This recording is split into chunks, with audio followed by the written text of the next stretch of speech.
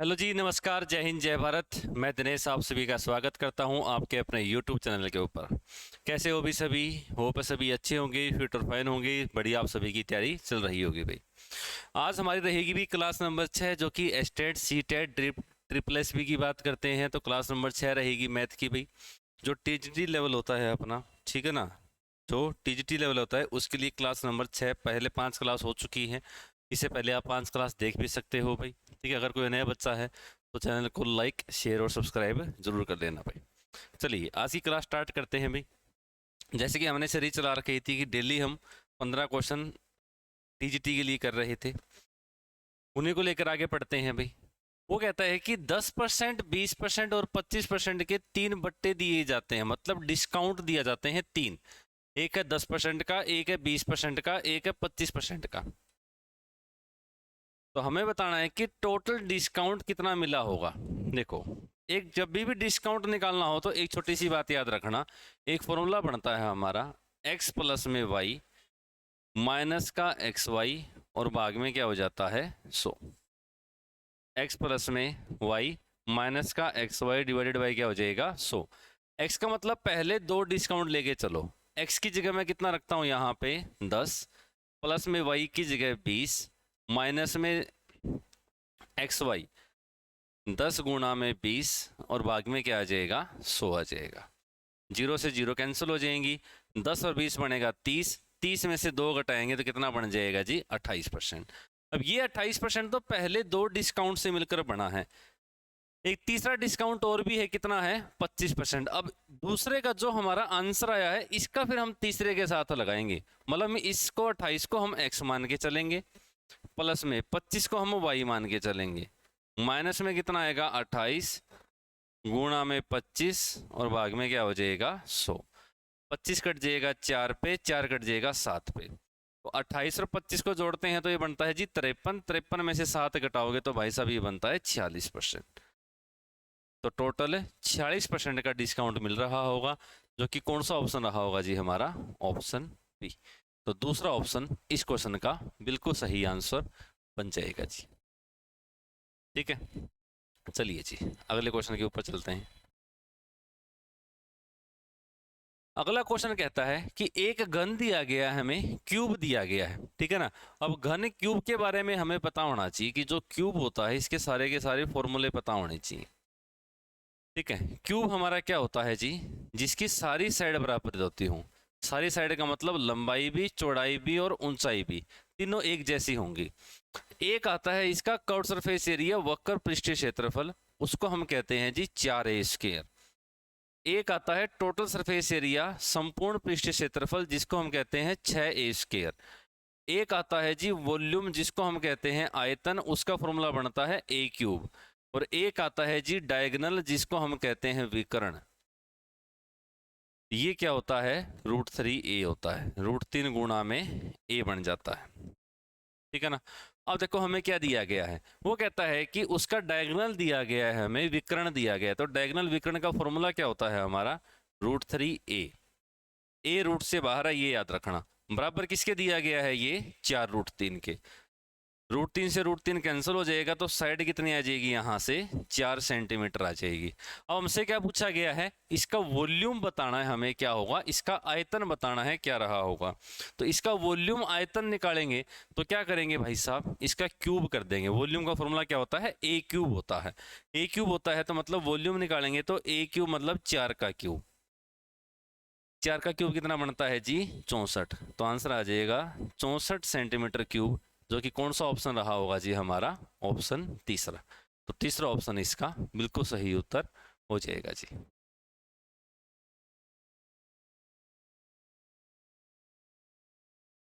अगला क्वेश्चन बताइए, इसका आंसर क्या होना चाहिए।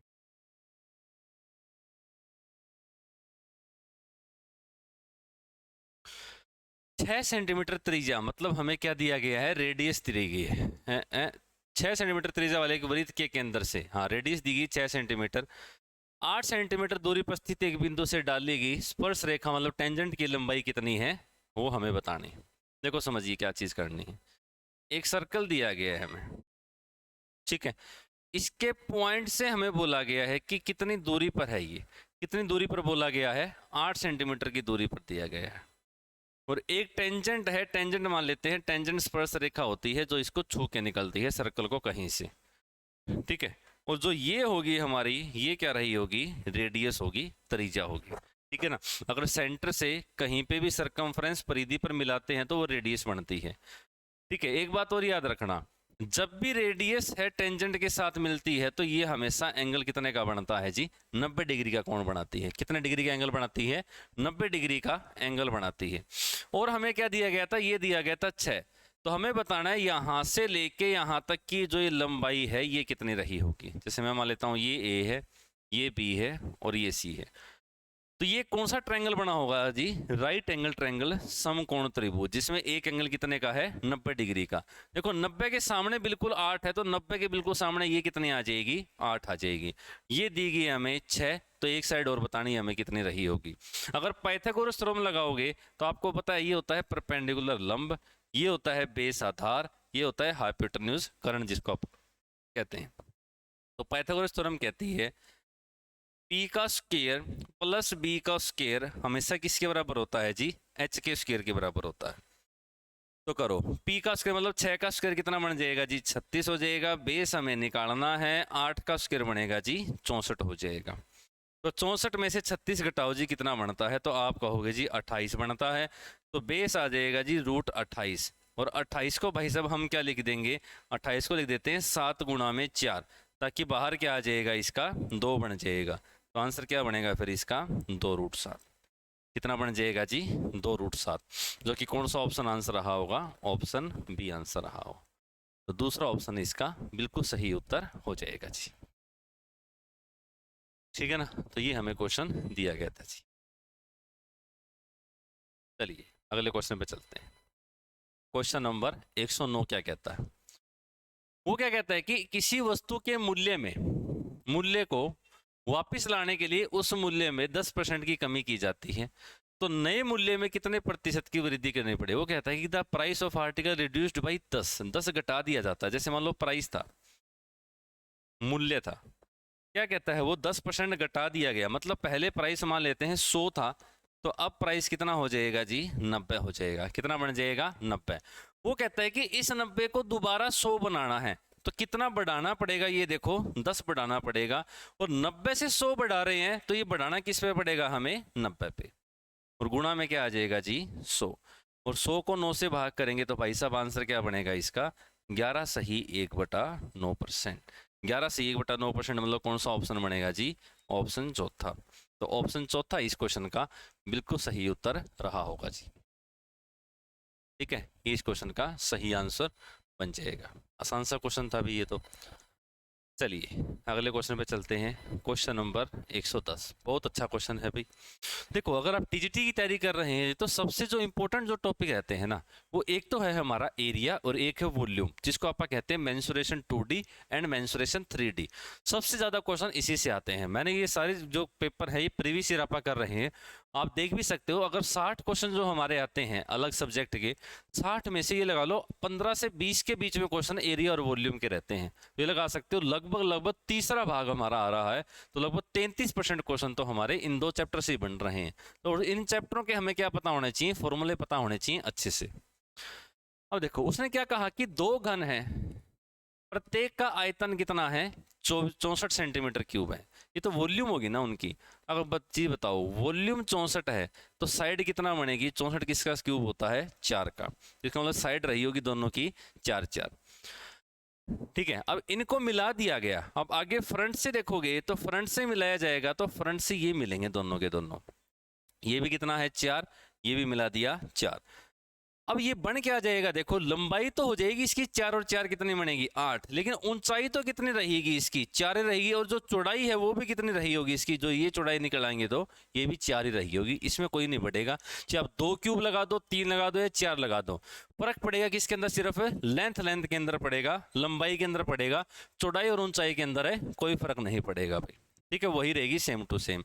अब ये क्यूबॉइड बन जाएगा और हमें क्या बताना है, इसका सरफेस एरिया बताना है। मतलब हमें टोटल सरफेस एरिया निकालना होता है, ठीक है। टोटल सरफेस एरिया क्या कहता है जी, 2 गुणा में LB प्लस में BH प्लस में HL, ये होता है।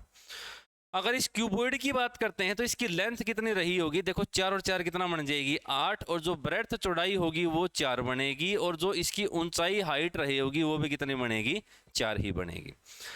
तो लिखो इसके अंदर 2 गुणा में लंबाई गुणा चौड़ाई, 8 का 4 गुणा कितना बन जाएगा जी 32, प्लस में BH 4 की 4 से गुणा करेंगे 16, और LH HL कह सकते हो 4 की 8 से गुणा करेंगे तो 32 हो जाएगा। 32 और 32 कितना होता है 64, 64 और 16 कितना बनता है 80, 80 का डबल करेंगे तो 160 सेंटीमीटर स्क्वायर इसका बिल्कुल सही उत्तर हो जाएगा। तो यार है ना, अगर आप 2 क्यूब जोड़ते हो, 3 जोड़ते हो, 4 जोड़ते हो, जो बढ़ता है सिर्फ हमारी लंबाई बढ़ती है, उनकी चौड़ाई नहीं बढ़ेगी, ना ही उनकी ऊंचाई बढ़ेगी, सेम रहेगी वो की वो।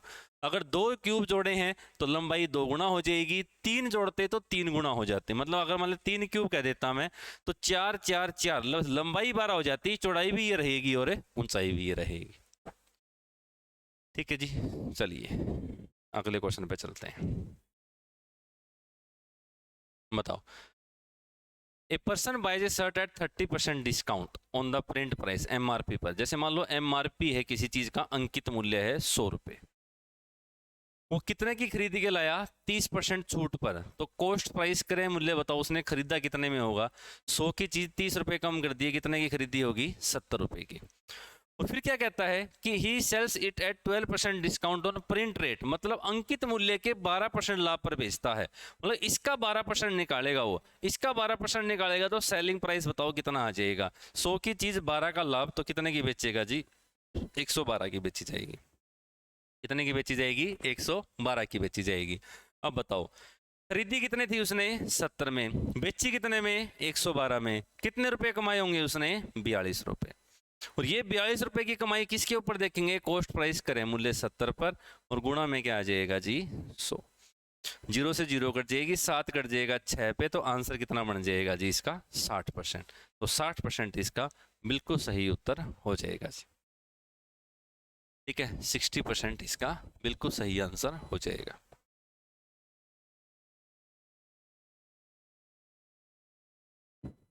लो जी अगला क्वेश्चन पे चलते हैं।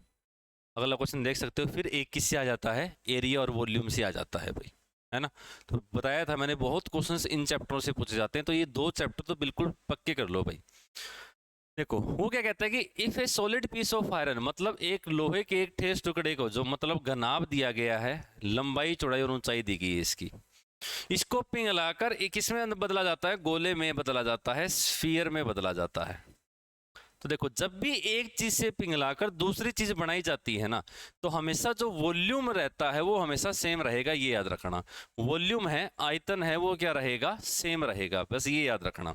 अब घनाभ है, घनाभ का आयतन क्या होता है, लंबाई गुणा चौड़ाई गुणा ऊंचाई LBH, और इसका स्फीयर गोले का क्या बनता है 4/3 πr क्यूब होता है।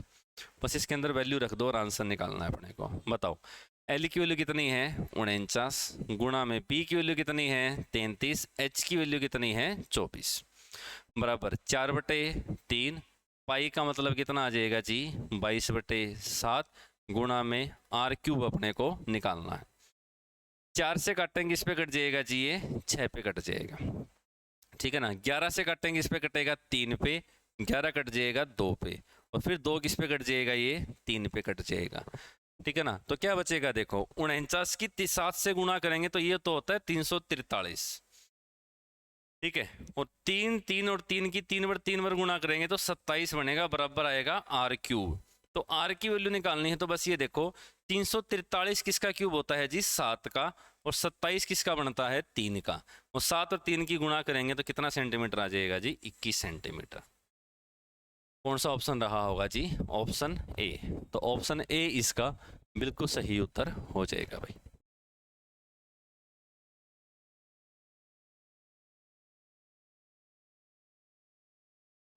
बताइए अगले क्वेश्चन पर।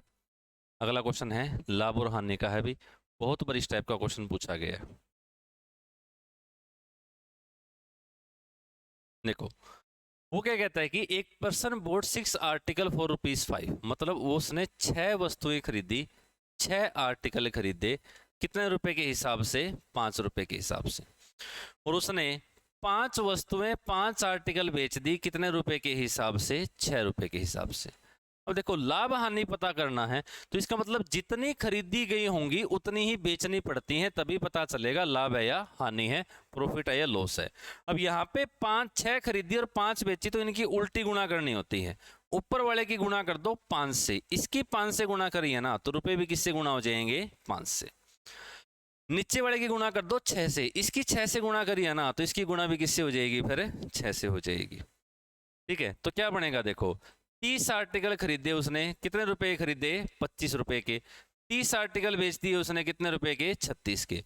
मतलब 25 की चीज 36 में बेची, कितने रुपए कमा रहा होगा वो? 11 रुपए।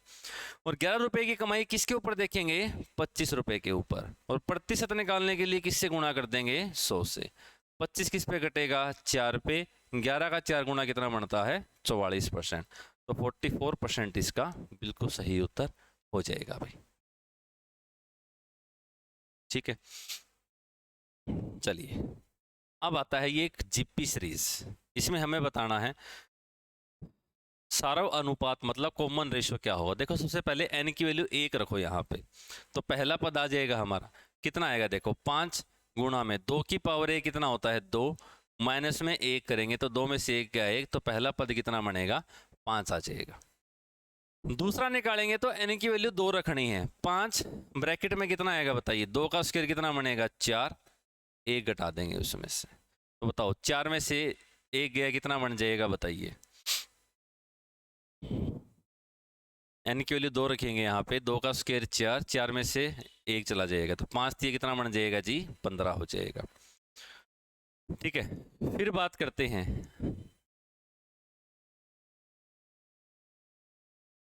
3 रखेंगे, तो 2 का क्यूब कितना बनेगा? 8, 8 में से 1 चला जाएगा ना।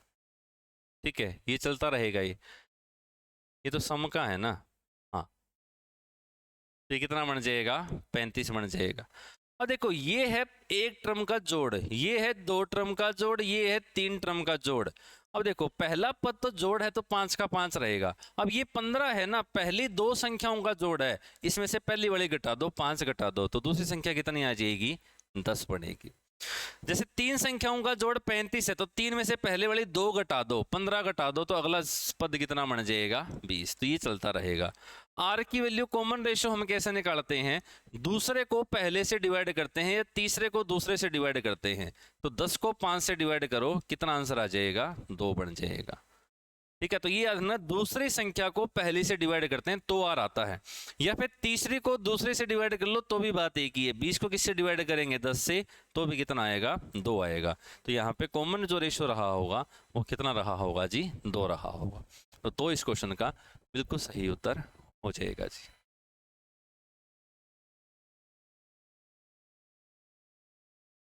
देख सकते हो एक क्वेश्चन और आ जाता है हमारा, किससे? वही चैप्टर एरिया और वॉल्यूम से भाई। बताइए शाबाश। वो कहता है एक वर्गाकार प्लॉट की भुजा 150 मीटर है, लंबाई दी गई है, एक स्क्वायर दिया गया है हमें, जिसकी लंबाई कितनी है? 150 है। वो क्या कहता है कि प्लॉट के अंदर सभी भुजाओं की ओर 3.5 मीटर चौड़ा एक रास्ता बनाया जाता है। तो इसके अंदर बनाया गया है एक रास्ता, तो एक छोटा वर्ग ये बन जाएगा। और देखो 3.5 ये कम होएगी, 3.5 ये कम होएगी, तो ये कितने बच जाएगी जी? 143। ये भी कितने बच जाएगी? 143।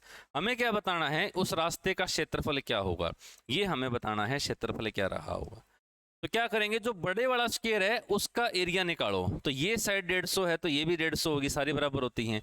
ये 143 है तो ये भी 143 हो जाएगी।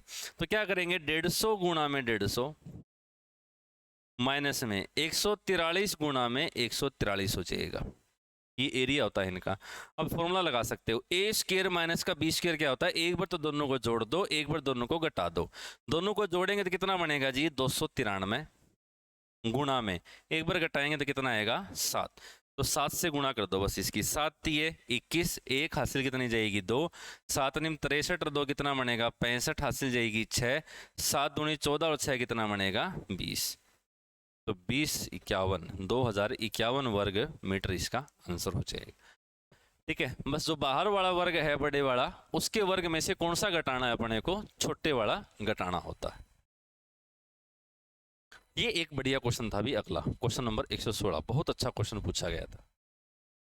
उसने क्या कहा है कि 3 बच्चों वाले एक परिवार में, बच्चों में लड़का भी हो सकता है लड़की भी हो सकती है, कम से कम एक लड़का होने की प्रायिकता क्या होगी। देखो पहली बात तो टोटल कंडीशन कितनी बनेगी, सेम वही है। देखो या तो लड़का होगा बच्चे में या लड़की, जैसे कॉइन होता है, या तो हेड होता है या टेल होता है। ठीक है, अगर 3 सिक्के उछाले जाते हैं तो कुल केस कितने बनते हैं, 8। तो वही चीज यहाँ पे बनेगी। तो 3 अगर बच्चे हैं तो टोटल केस 8 बन सकते हैं। कौन कौन से, देखो 4 तो बॉय लिखो, 4 गर्ल लिखो, फिर 2 बॉय लिखो, 2 गर्ल, आधे आधे हो जाएंगे, फिर 2 बॉय, फिर 2 गर्ल, फिर इसका आधा, 1 boy 1 girl, 1 boy 1 girl, 1 boy 1 girl, 1 boy 1 girl. तो ये टोटल 8 केस बनेंगे। अब उसने क्या कहा है कि कम से कम एक लड़का होना चाहिए, एक से ज्यादा 2 लड़के भी हो सकते हैं और 3 लड़के भी हो सकते हैं। तो कम से कम एक लड़के होने चाहिए। तो ये सारी कंडीशन गिनी जाएंगी सिर्फ एक लास्ट वाले को छोड़ के। कम से कम एक तो होगा ही होगा। देखो एक है, एक है, एक है, यहाँ भी एक है, यहाँ पे 2 है, यहाँ पे 2 है, तो यहाँ पे 3 है। कम से कम एक होना चाहिए। एक से फालतू कितने भी हो सकते हैं, तो 2 भी हो सकते हैं और वो 3 भी हो सकते हैं। तो इसका मतलब टोटल कितने केस बनेंगे, ये 7 बनेंगे। कितने में से बनेंगे, 8 में से बनेंगे। इसका कौन सा ऑप्शन आंसर लगा के आओगे जी, ऑप्शन चौथा। तो ऑप्शन डी इसका बिल्कुल सही उत्तर बनेगा। 7/8 इसका बिल्कुल सही आंसर हो जाएगा भाई।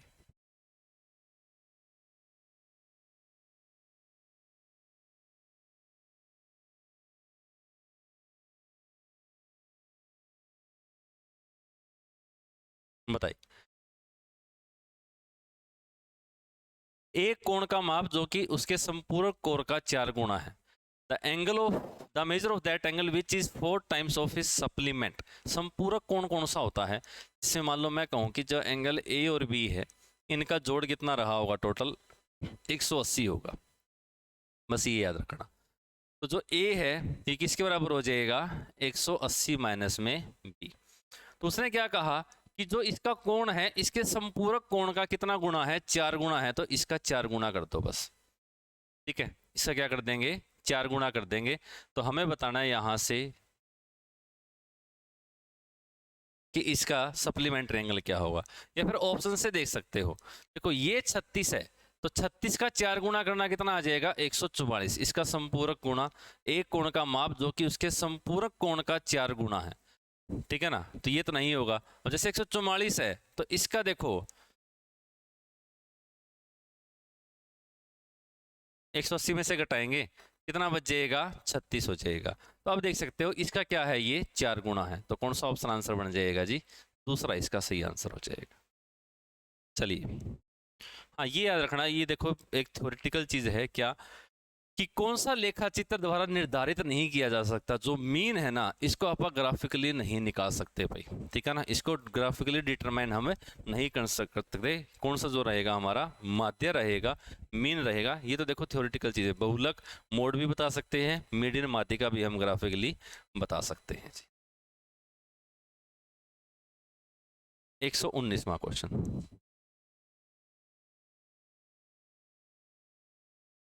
क्या कहता है। देखो ए और बी मिलकर 12 दिनों में काम करते हैं। तो हम क्या लिखेंगे, ए और बी 12 में। फिर कौन है, बी और सी। बी और सी कितने में काम करते हैं, 15 में। ए और सी है, ये कितने दिनों में काम कर देते हैं, 20 में। तो कुल काम निकालना कितना आ जाएगा, 60 बनेगा, 5 आ जाएगा, 4 आ जाएगा और 3 आ जाएगा। बस तीनों को जोड़ना है। देखो 2 बार ए आएगा, 2 बार बी, 2 बार सी। तो 2 पहले ही कॉमन ले लो। ए प्लस बी प्लस सी किसके बराबर आएगा, काम देखो 5 4 9 और 3 12 काम करते हैं। तो 2 से भाग करेंगे तो ए प्लस बी प्लस सी कितना काम कर देंगे, 6। मतलब ए बी और सी अगर तीनों मिलकर काम करते हैं तो एक दिन में 6 काम हो सकता है।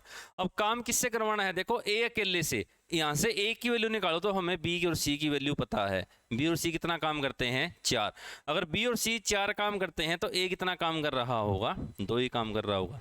ये तो इसकी एफिशिएंसी आई है, कार्यक्षमता आई है। हमें टोटल काम करवाना है। काम कितना है, 60। तो 60 को 2 से भाग कर दो बस। 60 को 2 से भाग करेंगे तो कितने दिन आंसर आ जाएगा, 30। 30 मतलब कौन सा ऑप्शन बन जाएगा? ऑप्शन ए इसका सही आंसर हो जाएगा। लो जी, आज की क्लास का एक लास्ट क्वेश्चन और बता दो। हर क्लास में हम लगभग 15 क्वेश्चन करते हुए चलेंगे भाई, ठीक है ना। स्टार्टिंग 15 से करेंगे, धीरे धीरे इन क्वेश्चंस को हम बढ़ाते हुए चलेंगे आगे। देखो, एक वर्ड जिसकी एक अर्धवृत्त है, यह है सेमी सर्कल। इसके अंदर हमें बड़े से बड़ा ट्रायंगल बनाना है, तो त्रिभुज कैसे बनेगा इसके अंदर? ये तो साइड आएगी और ये क्या रही होगी? इसकी हाइट। ये होगी इसकी हाइट। देखो, अब ये क्या होता है? आर रेडियस होती है, ये भी आर रेडियस होती है। तो यहाँ देखो, ये सेंटर ही होता है, सेंटर से सर्कमफ्रेंस में मिलाएंगे तो ये भी आर रेडियस होती है। अब ट्रायंगल का एरिया कैसे निकाला जाता है? तो आपको पता होना चाहिए, हाफ इंटू बेस इंटू में क्या होता है? हाइट होता है। आधा गुणा में आधार गुणा में क्या होता है? ऊंचाई होता है। तो करो, 1/2 गुणा में बेस कितना है? देखो, बेस पूरा होगा ये, आर और आर कितना बन जाएगा? 2r हो जाएगा। और गुणा में हाइट कितनी है इस ट्रायंगल की? r है। 2 से 2 कट जाएगा तो आंसर कितना आ जाएगा? r square centimetre square. r square centimetre square का मतलब कौन सा ऑप्शन बनेगा जी? ऑप्शन दूसरा, ऑप्शन बी इसका सही उत्तर हो जाएगा भाई। ठीक है, तो ये थे अभी हमारे 15 क्वेश्चंस। क्लास अच्छी लगी तो क्लास को शेयर जरूर कर देना भाई। कोई नया बच्चा हो तो चैनल को सब्सक्राइब जरूर कर लेना भाई। Thank you so much. जय हिंद, जय भारत।